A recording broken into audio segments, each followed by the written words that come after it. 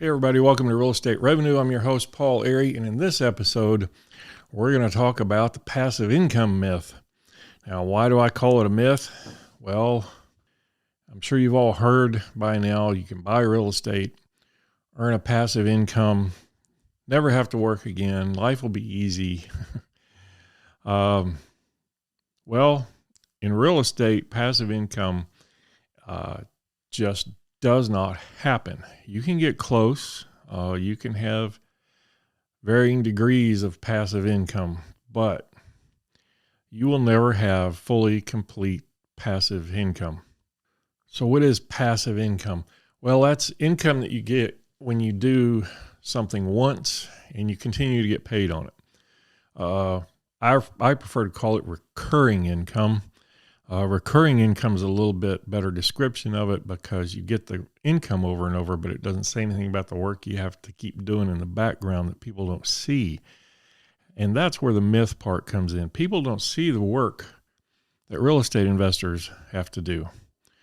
We have to do a lot more than just buy the property, put a tenant in it, and then walk away and hope that that works out. It usually doesn't. It doesn't work that way. So we have to do a lot more in the background that you just don't see. So when you buy a property, even when you put it with a property manager, if you walk away from that and let the property manager handle it, you think you're getting passive income. You think you're being smart and being efficient in operating your real estate business. However, property managers, for the most part, suck. I mean, they just, it is difficult to find a property manager that is really good. And if you don't stay on top of those people, if you just walk away and let them have free reign over your property, you're just asking for a disaster to happen. And I have examples. I know of one property management company that in the market they're in, they're the largest property management company out there, or at least they used to be. They probably are. There's somebody else now competing with them, and they're probably are losing ground to that because they just do such a lousy job at managing property. So I can give you an example. They had a property management deal on this one retail center. The brokerage I was working with, we got the listing on this property to sell it. Now, this management company had spent several years managing this property and basically didn't do anything. They thought they were getting passive income, I guess, because they didn't do their job of keeping the parking lot maintained, had potholes the size of your car. They didn't keep the property cleaned. They didn't have someone come out and pick up trash. If you walked behind the shopping center, there were probably several months worth of trash laying back there. And they did not, this is one of the worst parts, because they really damaged the value of this property. They did not maintain the leases on this property. They didn't renew leases when they came due.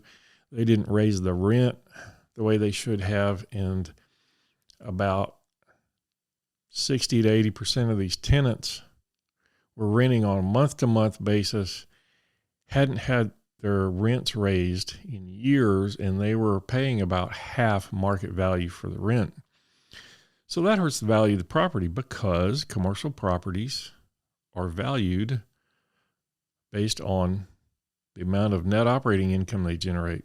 Well, if your net operating income isn't generating as much as it should, your property is not going to be not going to be worth as much as it should be.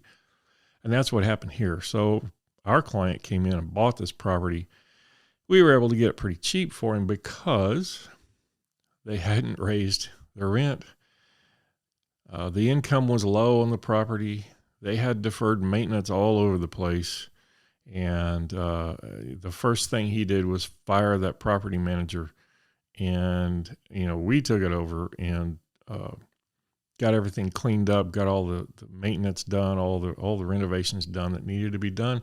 I think his property was worth probably 70 or 80% more than what he paid for it. Now, what's that got to do with passive income? Well, the previous owner thought he had passive income because he let the property manager handle everything. And really, if you get yourself into that position and you think you have passive income, you are probably doing a horrible disservice to your tenants, and you shouldn't own the property. You should not own it to begin with. So that's the situation he was in. That's what passive income will do to you in real estate. You don't want passive income. You want to be a proactive property owner. You want to be able to make sure that your property is being managed properly. Either you do it yourself or you hire somebody and then you watch what they do and you make sure they do it right. So his attempt at passive income lost him a lot of money and made our client a lot of money. So there's no such thing as no work in real estate. The one kind of property that everyone claims will give you passive income the most is self-storage.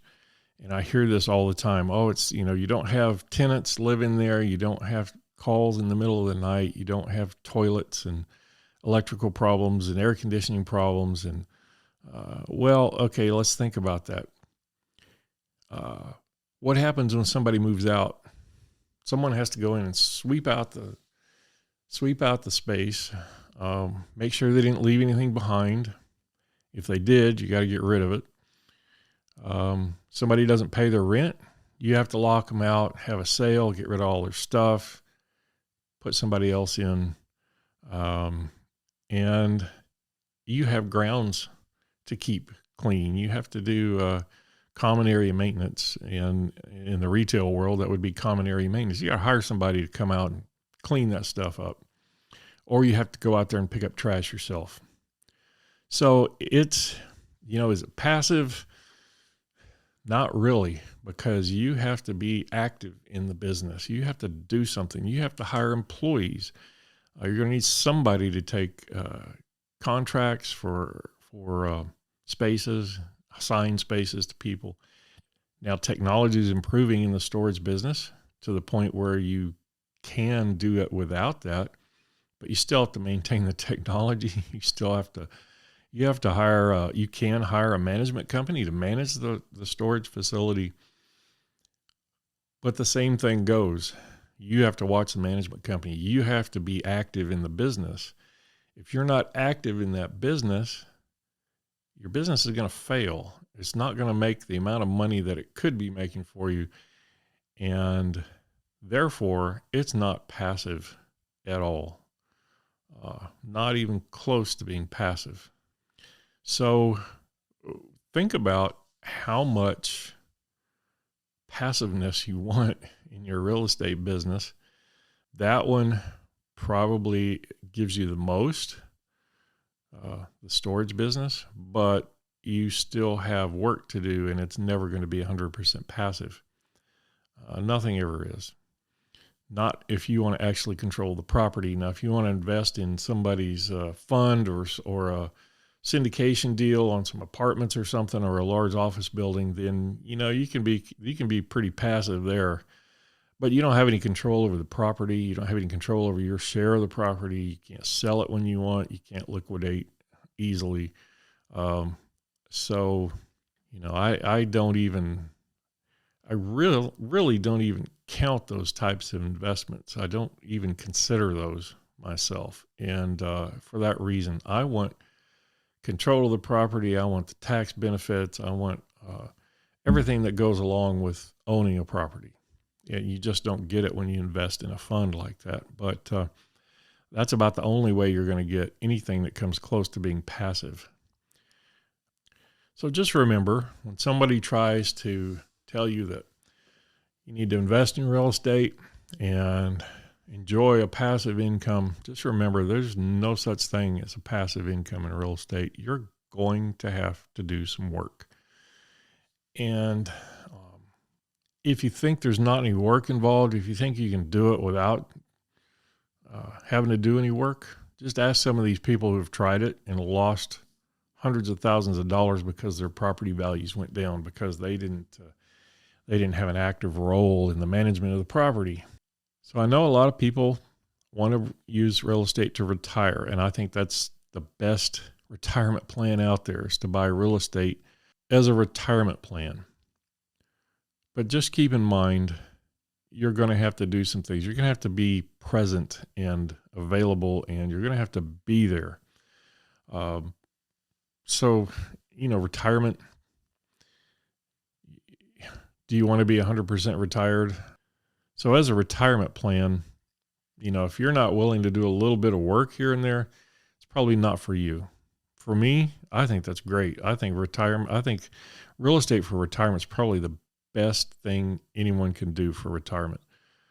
So that's my opinion on passive income. I believe it's a myth. It doesn't exist. And if you try to make it exist, you're probably going to get yourself into some financial trouble.